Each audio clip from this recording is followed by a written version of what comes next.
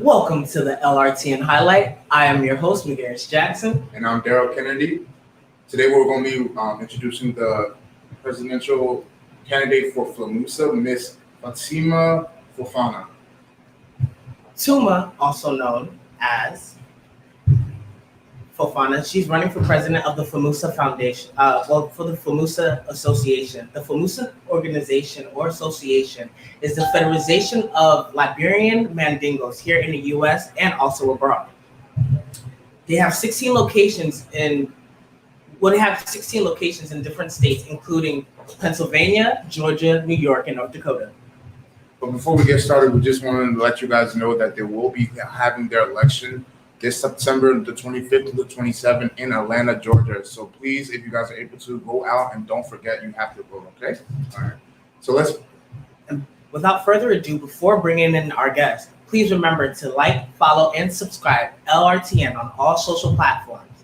Twitter, Facebook, Periscope, you name it, we're there. And again, without further ado, please give a warm welcome to presidential candidate for FELMUSA 2020, Miss Tuma FOFANA. Ms. Fofana, are you there? Yes, good morning, everyone. Good morning, how you doing? Good morning, how are you? I'm doing well. Thank you. Okay, so can you please give the viewers just a little background on, who you are, what your stances are, and then what is FELMUSA? What do you guys do and your influence on the community here and back home? Okay, good morning, and thanks for allowing me to use your platform to do this. My name is FATUMA FOFANA. I live in Minnesota for the past 15 years, but currently in Nevada on a contract. I used to work as a nurse, but currently focus on running my nonprofit organization. I have a bachelor's in business, a master's in business, MBA, since 2013. And I've been running my own home care business and a consulting business and a beauty business and operating Basket Hope Global and the Tuma Foundation based in Liberia. So I have 4 beautiful children. One is in college. I've been around FELMUSA for quite a while now, since its beginning. We are part of the founding members of FELMUSA when it started. And I've been very much involved with FELMUSA. I think all the programs participate fully and contributed immensely to the educational programs, because I believe that educating our younger generation in Africa is very much important. I visit Africa 3 times a year where I'm running my nonprofit. And part of the formation of FELMUSA, if you read the Constitution, is to actually cater to the educational programs that have been established for the youth in Africa. We have been doing that here and there, but not 100% as to what really needs to be done. And looking at, the past leaders have done extremely well, because to run a nonprofit organization is not easy. They did well, but there have been some lacks in places where I think with my experience and expertise in running nonprofit organizations, I will be able to bring that on board and take FELMUSA from the current shambles it's in, to bring it back to where we actually need to focus on. Because I hear people talk about FELMUSA politics. FELMUSA is not a political organization. FELMUSA has a 501c. It is a non-profit organization that caters to the well-being of its community in the diaspora and Africa. And my aim is we focus on that and take the politics out of FELMUSA, so that our people can enjoy all what the organization actually stands for. So that triggered my decision to come in and run for the presidency in order to shape the organization and so that our people can actually benefit get the right benefit out of FELMUSA. More questions about the logistics of the organization later, but first I would like to, one, congratulate you on being the first female to run for president of FELMUSA. So congratulations on that. But I would like to ask you, who are your opponents as far as candidacy? Yeah, my opponent is another female too, Hawa Kwana. She resides in Atlanta, Georgia. She's a female too. We had a guy that was coming on, but he dropped out. So there's two females running currently for the FELMUSA presidency. Now, why is it that you think that this is the first time, females have been running for FELMUSA in such a long time? And also you said something about, the organization being in shambles currently. Can you go more into depth now? What's going on in the organization, and where do you think it needs fixing, and how can you fix it? Fixing this organization, FELMUSA has a structural issue. We love one another.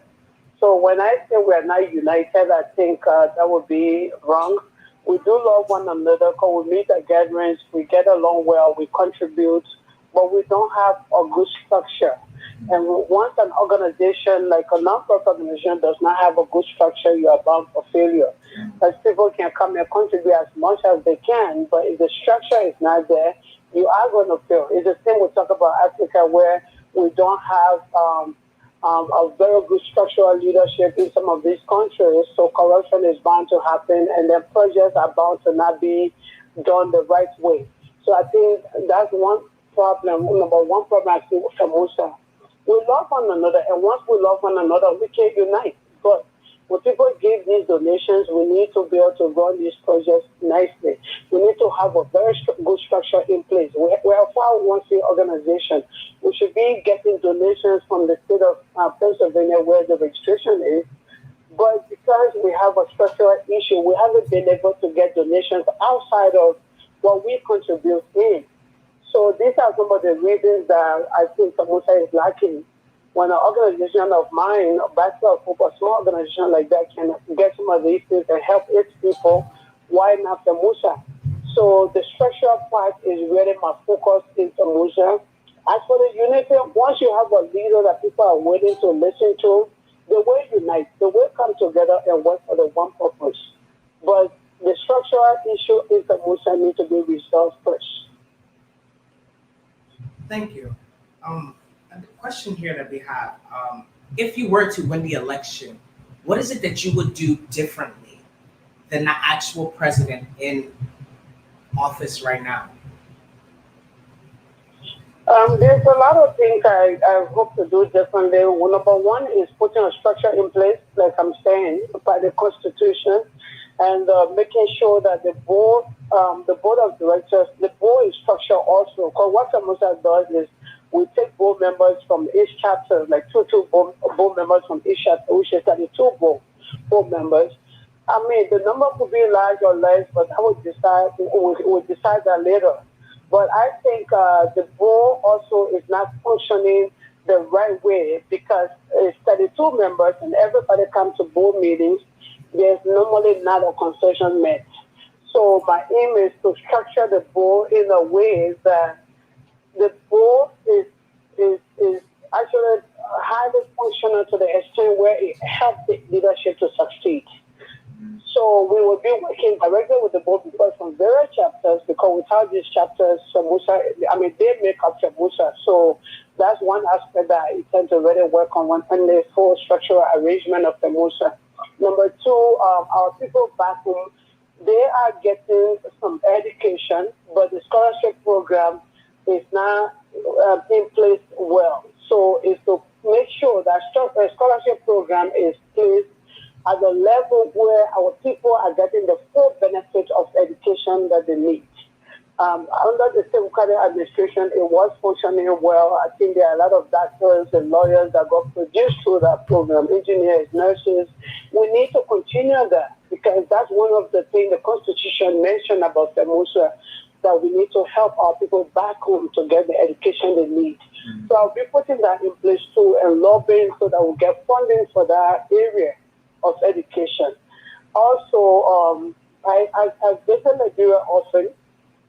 We have a program called the Medical Mission that we undertake every year. We spend about 20, 30, up to 40,000 on the medical mission. We carry supplies, distribute, and combat. It's been doing well, and I think whoever brought the idea did extremely well. But one thing that I think FELMUSA should be focusing on now is to have a clinic and a community center for our population that we have. If you look around the Yucatan and New Jersey area, those areas are densely populated with our people. And those are areas that we should be thinking of building this clinic where our people have good access to health care. And also the community center where our young boys and girls, because my basketball program is training some of these kids with Lrtn and other and a computer. But with FELMUSA, we can do it at a higher level where we build a community center and provide training programs and an area where, like a resource area for the youth, because we have the youth population is growing very highly. So we need to have a training program for them and a clinic. And my vision on this is secure and learn where we can have a clinic and a training center in one area so that it's easily accessible for our people. So we have that in our platform already, and we're talking to the city leadership right now in helping us secure that. And I think other my leadership, those are things, areas that there's a strong need. The United Party is there, and like I said, we intend to unite this community, and I'm already doing it. People that we consider were out of the committee, like the state chapters and the consent youth and the past administration. I've been going to talking to them, and they are all on board with me. Should I win, their intention is to come back so we all can work together and bring this community forward. Also, I'm the only person in this race currently that relates to the grassroots of this organization. I've been visiting state to state. I've listened to the women. I've listened to the youth. There's a serious problem that needs to be addressed with these people. We have, the Magno culture, everyone is not educated. And they're not educated because they refuse to go to school. It's because either their parents, they allow them to go to school at the time, and now they're not able to do that. And also here, people are busy. Everyone is not educated. So I don't want to use my master's degree in this whole affair of FELMUSA. So we have to go back to the grassroots. So on my visit to various chapter states, what I've seen is people are discouraged. People I feel that they are being left behind, and I've been connecting with them. It's evident by you can see the photos I take when I go to these places. I sleep to their homes. I do not take hotel. And I listen to the women. They want to come out and help. But they are feeling that it's like they are being left behind. And my goal is to get them hope and bring them back here. We have a lot of sister organizations, so we need to bring them, let them connect back to FELMUSA. I'm one person in the race that have connected to all these women and the youth population, and they're all willing to come back on board. So FELMUSA can be great again. It can be the organization that we envisioned from the day it was founded. And I've been doing that. So now thank you for saying all that. You mentioned a point about women. I know that rape has been a big issue in Liberia. I wanted to know if your organization had any outreach towards victims, or towards bringing up the problem itself and trying to find a solution for it. Because as you were saying, a lot of women wanted to trying to come out and help the organization. It seems like you guys are very heavily armed with ready women who are ready and able to make a difference. So how are you going to address this problem with their safety here in the States, maybe, but more so in Liberia? What's going on? Like, how is the organization helping that issue of rape in Liberia? Rape is a very painful topic to talk about. So when I talk about rape, I like to add molestation to it too, because big areas that we shy away from the discussion, especially in the African setting, because most of the rape cases happen within the homes. You know, the rapers are not really far off from the homes. So they're coming in and raping these young girls and young boys that are within the home. They could be our uncles, our brothers, our sisters, our neighbors. So it's a topic that I'm glad that social media is picking up it. And we cannot be silent on this. My organization, especially Bachelor Hope, is already working on that with people in the local area. Will be carrying that awareness sometime next month. But under FELMUSA, I've been having this discussion with some women, and there are women that have been molested. And no one, people tell them to not talk about it. They have been silent. So when we started this discussion, when I visited some chapters, they tell, and one thing they bring us, they say, Tuma, look at what's happening with the rape issue. We need to start talking about it. We need to contribute money and see what we can do for laws to be enforced in these things and also help the victims. Right. So one thing I have been discussing already with these women is, under the women wing of FELMUSA, we are going to be taking the rape issue very seriously, and I hope that happens very soon, because election is the 25th of September. Immediately after that, we'll be bringing that to the table. We cannot be silent and we cannot wait any longer for the discussion of rape. We need to create awareness in communities. We need to create awareness in their homes. There's a case I got in my inbox. It's actually the uncle that is molesting this little child. And I'm working on that currently to make sure that this child can get her self-esteem back. She's actually in my training program currently in Monrovia. So these are cases that we cannot be silent on. We are working on this, and immediately when I take up the leadership, that will be the first thing on the table under the women wing. The women want to really come out on this.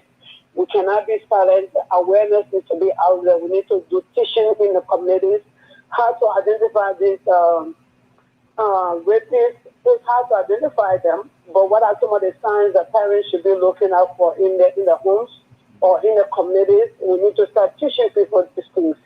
And also, they are always afraid to talk about it. Or when the victims talk about it, you hear people say, oh, shut up, keep quiet, don't say this. It's shameful, don't talk about it. So we have victims that are carrying this with them for the rest of their life, not talking about it. And some of them, at some point, they don't even want to be with men no more. Or the guys don't even want to, they don't want to come out to society anymore to talk about anything. So rape is both sides. Boys getting raped, guys getting raped, women getting raped also. So we need to start this education, and it has to be done now. Yes. And I'm already working on it on the Bachelor Hope, and I'll bring it on to FELMUSA also. So we can really talk about it and start these teachings. Create awareness. We have to keep talking about it. Thank you for that. I have a two-part question for you, Ms. FOFANA. My first question would be, is there any message that you would give to the victims of molestation or rape? Any message that you would want your viewers or your voters to know? Yeah, the message I will give them today is hold tight. We are here for you. Our advice that we learn to start talking about it. We cannot be silent anymore.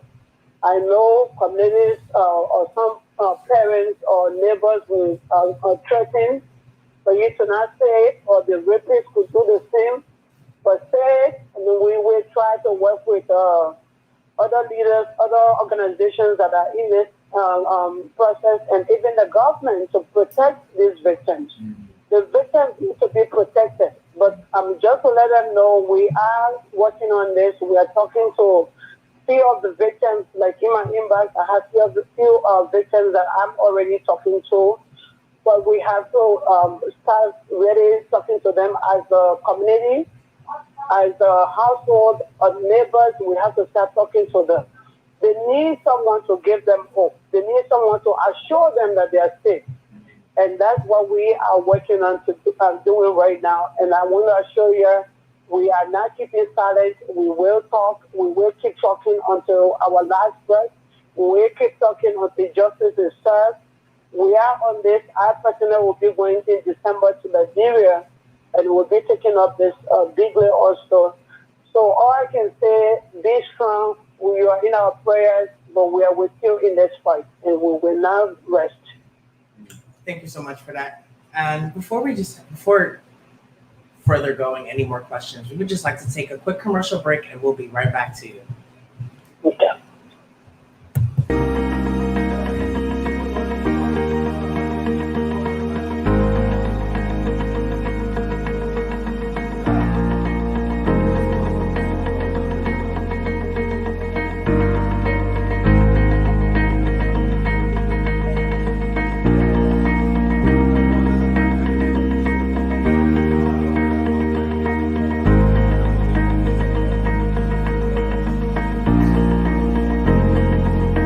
Wave Beats Music.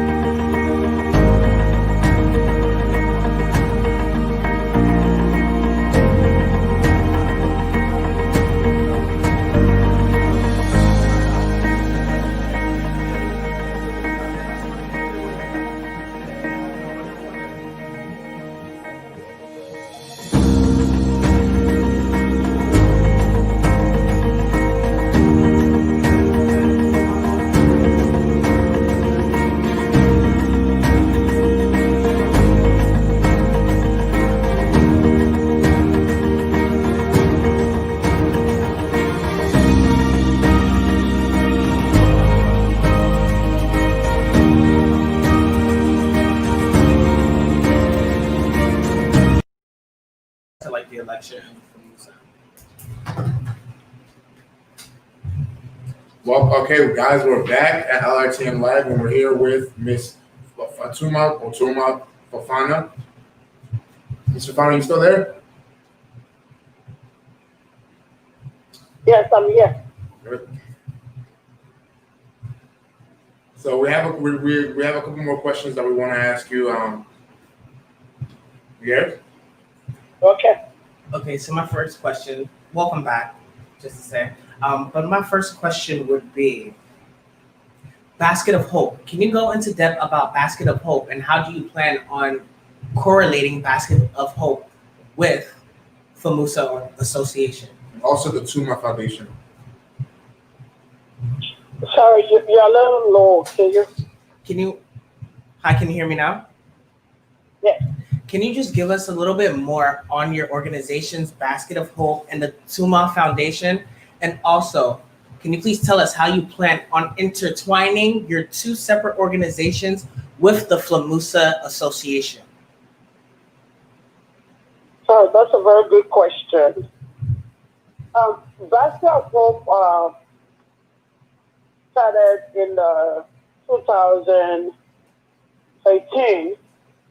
And the main focus of Basket of Hope was to educate young women and men in Africa, and also provide trainings for on various topics, from domestic abuse to other topics in America and Africa. Basket of Hope carried on several projects, and we work sometimes directly with first responder of Liberia. We do most of our medical projects through first responder, but we do have a training program in Monrovia and Benjamin currently. We are setting up a youth center in Kulahum, which will be ready by next month. We have been carrying on tailoring training for young girls. We have a website and a page so you can check and see what we do. So we provide machines and train these students. It's free of charge. Currently, before the pandemic, we have 202 students. But since the pandemic, most people went back to villages, like especially in Vonjama, they've gone to villages to their parents. We're hoping they come back sometime next month. We did it at national radio. But we have been doing this project and helping these young girls. It has been quite successful. Most of the girls that we help are people that have been abandoned by their parents or their parents are no longer alive. So we take these young girls and boys from the street and bring them into the program, educate them. The program lasts for 9 months to a year. The computer programs, we have 3 month program and a 6 month programs. So we have been doing that and it's been going well. The graduates and most of them have become their own entrepreneurs. They are selling now and also doing tailoring. So I can say it has been quite helpful. We also have a micro loan program that we provide because I have a business in Africa and we ship things down. We have the girls take it, sell, and pay us a percentage, and then they keep a box for themselves where they move on and expand into other businesses that they want. That too have been going on for the past 2 years. It's been successful. We lost some money in that. We have maybe about 2 or 3 other girls that ran away with the money, but again, that's Africa. But we have been doing this, and we don't just start there. We also go as far as teaching entrepreneurship because after the training, we just don't want them going out and don't know what they're doing. So we work with them, we guide in the process of making this their own business. So we do the entrepreneur aspect, we give them materials and small money where they can be able to sow and continue selling. So we have about 5 successful ladies that are doing that currently on their own. And the business also, we have few other girls that right now they even go to Nigeria, buy goods and come and sell. So we've been empowering a lot of people in that line. We also help people establish their businesses at no charge. Even though in America we do that on a consulting base, but under Basket Hope is free. We help them if they have ideas. We help them turn those ideas into successful businesses. We have done that. Most of them are great entrepreneurs. We have really 2 that go to China and back now. So Basket Hope have been doing quite a lot. We also help high schools and other community schools. We donate computers to them, churches. We have been doing that for the past years. It's on our page. We have quite a number of programs, but our focus is education and health. We've been focusing on that for a long time. The health aspect will bring materials into the country. We have first responder. We work with them directly to distribute materials to various clinics around the city. And in Mambacle, if you go there, I have pictures. I have most of them on my page on Facebook. Also, the school in Mambacle Christian Academy, we did that in partnership with first responder owner, Senator Sir Joseph. We work with them to build that school and furnish the school. The school is doing extremely well. It's a free of charge school, about 2,000 plus students. And that has been in that area for over 2 years now. So every time we address different issues as they come, we also help transport people that have medical problems to other countries for treatment. We have had a lot of success in that, though we lost one of the little boys just quite recent.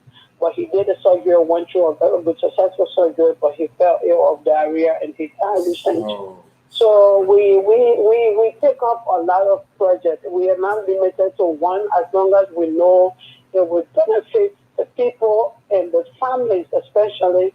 We take it up and work with the people and make sure that this they get successful in what they are doing.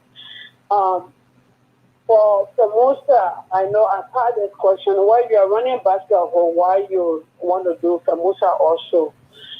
If you know how to run an organization, it's like a job. You can do 2, 3 jobs at the same time. Very true.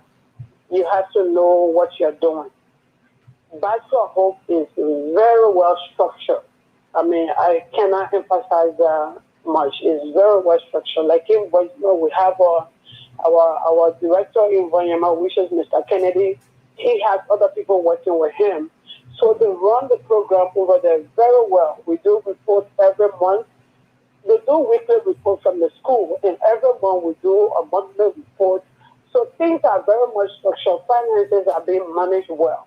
In the past, we had some fail in areas because we didn't have good managers running this program or good directors. But once we shift things around, we turn things around and put in a structure, we have had things going quite well.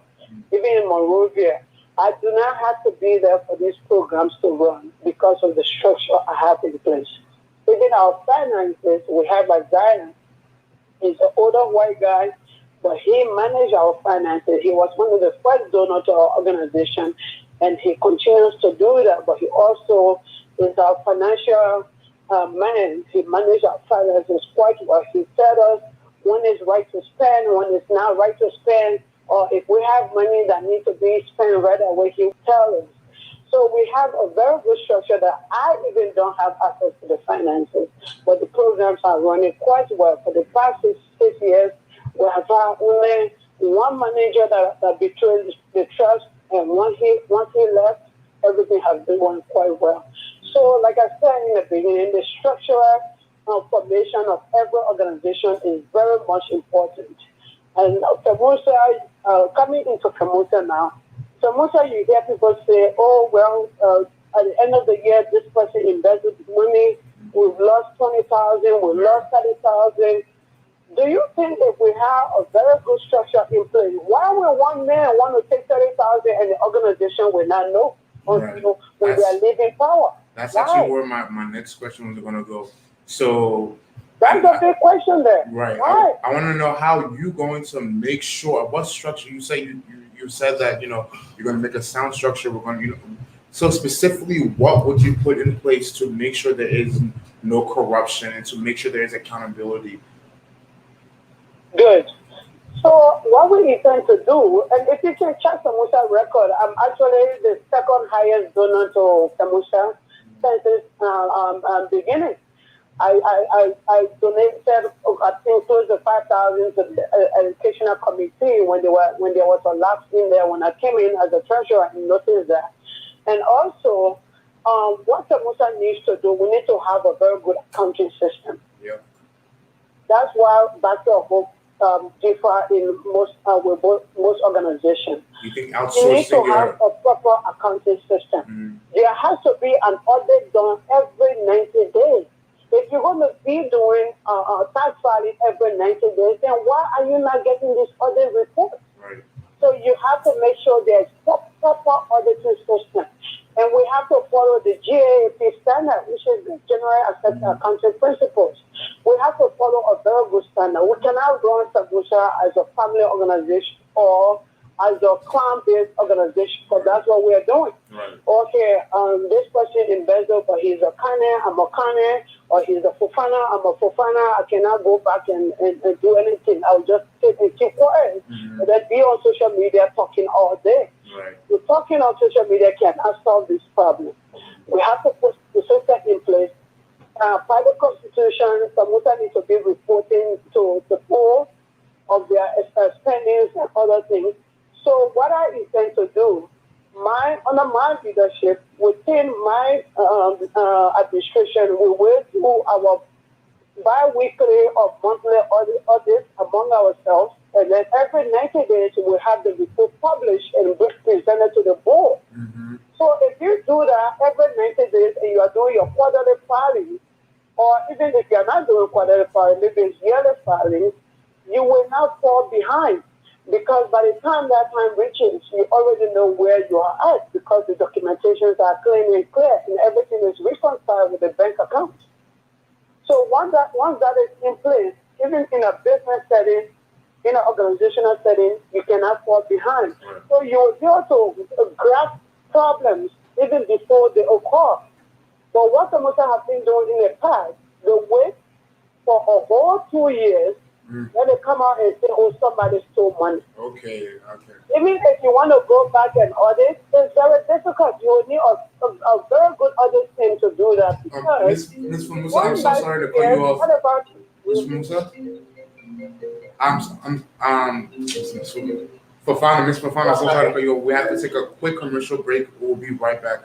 Please hold your thought. I want to hear more about. I want to hear you get more in depth about this. This is a very interesting topic. I think something we all need to hear. So please, we'll be right back in a few short minutes. Okay. Okay.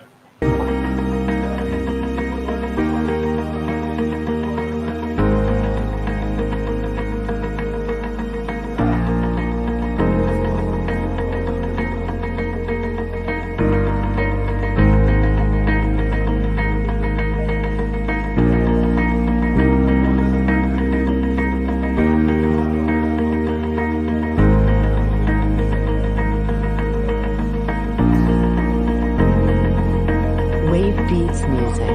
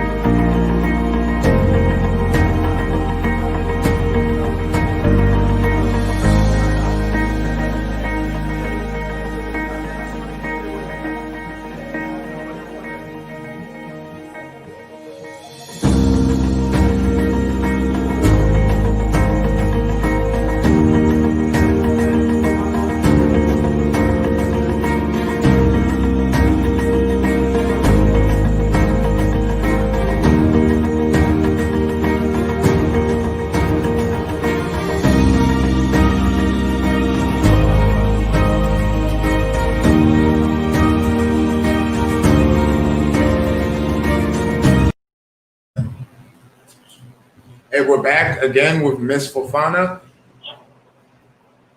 Miss FOFANA, are you here? Yes, I'm here. Okay, so before we went on break, you were talking more about how you're going to put structures in place to FELMUSA if you are elected. So we wanted to, and we're getting more in depth on you were talking about making sure we have proper accountings and quarterly reports. I wanted you to pick back up where you were, and let's get more into that. Okay. So what we intend to do, we need to make sure that there's a proper accounting principle in place, and also do a quarterly audit where the audit report will be available on the organization website and to the board of directors and even to the general public. Yep. This has to be done quarterly, every 90 days. So by the time we reach year one, when you are filing your taxes, it even make it easier for all that to be done. And this would be very much transparent so that people that are donating to the organization know exactly where their money is going. Right. In the past, FELMUSA has not done that. Donors don't know where their money is going. And then the third thing, we have only been getting money among ourselves. But should we want to go out to seek donation from the state of Pennsylvania or other organizations, the first thing they want to look at is your finances and see how you have been directing your finances. We don't have those records. And those are records we need to come and put back in place. During the debate, I mentioned this, that I was even going to do a 5-year audit. And people think, okay, when you audit, then what are you going to do? No, audit does not mean I'm going to take people and put them in jail. But the audit will help the organization get its financial structure back in place. Right. Wherever there was a flaw in place, we can come back and fix things up. So we make it public. If we're going to seek donation from government and other entities, then they can go and see our 5-year financial report and where all this money has been going. It's very important. So organizations can trust you to give you more money. Once you don't have that in place, it doesn't work. So under my administration, that's something that we intend to do the audit, reconcile all the books, bring it to current, and then take it from there. Now continue our 3-month audit. So by year 2, when I'm leaving office, there's no argument as to whether money was missing or money is not missing. Because the money we talk about that are missing always Some people say the money missing. The other guy will say, "Oh, the money was not missing. We use it for that." But then it wasn't published for people to see. Exactly. It wasn't published, and there's now no proper documentation of things. So we intend to change that. I'm doing that under my organization currently, and I'll bring that expertise on board so that we can also use the same standard and make sure when people do not look at our financial report to see exactly what we are doing with the money, and they will be very much happy to donate well to the success of the organization. It's very crucial. Thank you for that. And you are most certainly right. Accountability and transparency is real key. It's key. It's key Real to key. actually having an organization. But I would like to ask a question. You said something about Mr. Kennedy. Mr. Kennedy is your actual current president, correct? No, Kennedy in Liberia. He's the one running our program in Benjamin. Okay. Who's your current president of FELMUSA He's right our now? program director in Benjamin for basketball. That is now for FELMUSA. Okay. But we have Mr. Kanye that was one of the presidents of FELMUSA before Mama Lise, and then now we went into our interim leadership in our election. Okay. Now, is there anything that you would want? Well, this is going to be a two-part question. The first question would be, is there anything that you would want to urge your fellow Mandingo people or even your fellow Liberians of different tribes to do for FELMUSA? Is there any way that me as a Bassa, Crew, and Pele man can help the FELMUSA organization? Is there anything that other tribes can do to help FELMUSA? And then the second question would be, what can we here at Lrtn Network, what can we do for your organization?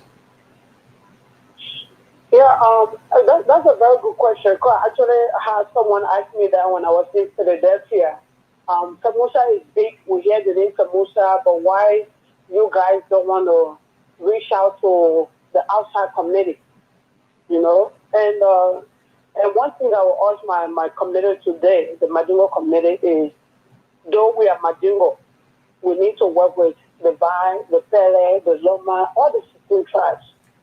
When we have programs, we need to invite them, let them see exactly what we are doing. It's very important. We also have people of Mandingo descent that have children outside. We need to start calling these people back into our community.